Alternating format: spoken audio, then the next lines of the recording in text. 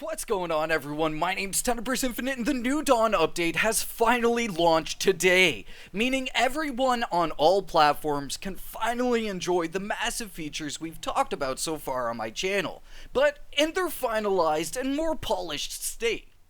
From new control points, the largest amount of land to be updated so far, a new equipment pack, revitalized missions, and more, this update is one of Generation Zero's biggest so far. So today we're gonna do things a little differently. I have a lot of stuff to cover with you dudes, so expect multiple uploads from me today. But first up, we'll be covering the patch notes and breaking this up into two segments.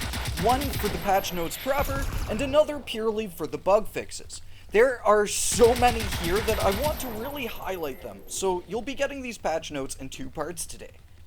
Then I have a couple other plans up my sleeve today for you all to stay tuned for. But for now, let's dive into these patch notes. So the patch notes read as follows. Today marks the third update for Generation Zero so far this year.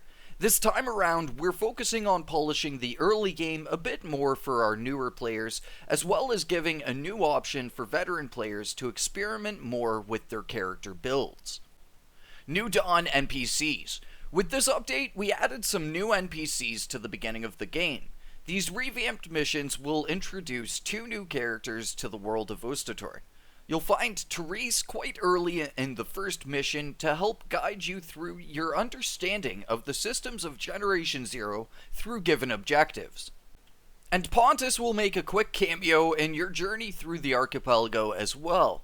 He will be ready to help you through some of your first missions in the bunkers of Ostator.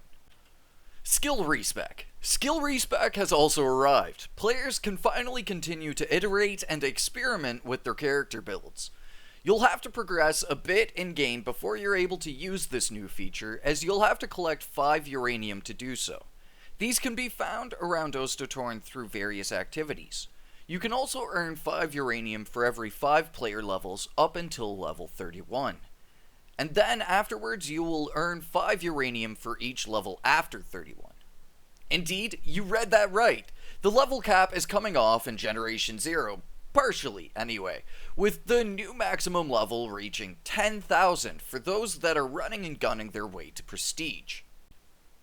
We have a video on farming uranium that just came out a couple days ago on my channel, in case if you need any help with that. But 10,000, dude? That is crazy. That is an insane maximum level. We found this out in the live stream yesterday, but with it being announced here in the dev letter, I figured I'd just talk about it now. 10,000, man. That's insane. I thought it was an accomplishment getting to level 100, but no way, dude. We are going to be grinding forever, man. It's good. It's freaking good.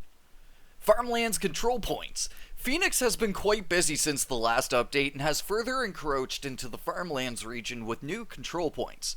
12 new control points are ready and waiting for you to raid them for all the loot needed to keep the resistance going. You'll be able to hold up to 6 locations in this newly opened front. Here's a sneak peek at a couple of them so far. Tomorrow we're going to have a review on all of the control point locations and put them into kind of a tier list like I did for the forest region, so stay tuned for that one. Partial North Coast revamp. There have been a few new iterations on the North Coast.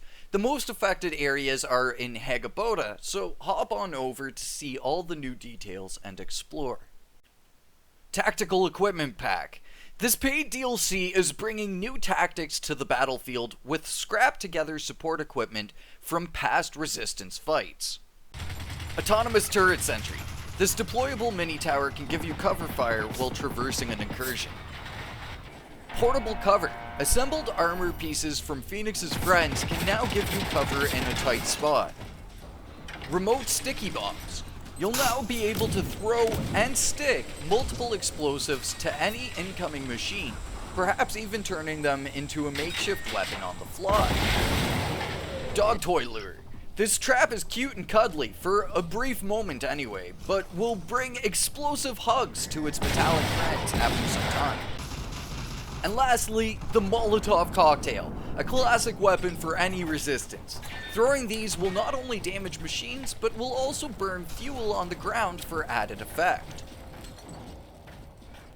Now, again, we're going to have a review coming out on this pack later on today, so stay tuned for that one. And then afterwards is this just crazy amount of bug fixes. And again, we're going to be making an additional video covering all of these bug fixes and just talking about each one as we go through, and giving it the proper focus that it deserves, as opposed to trying to cram it all into just one really long video for you dudes. So if you want to check that out, that will be coming out shortly after this one. So there we go, from the insane level cap increase to 10,000, to the new intro missions and our first NPCs on the mainland in the base game, new places to see and explore, and the massive way building has been expanded on with our first open world buildables, and the brand new control points. So, I want to know, what's your favorite thing in the massive New Dawn update so far? Let me know in the comments down below, and stay tuned for everything coming your way today with the bug fixes, new control point locations, and a review on the new equipment pack. But for now, thank you very much for watching. New Dawn hype, my dudes, and I will catch you all in the next one. Until then, peace.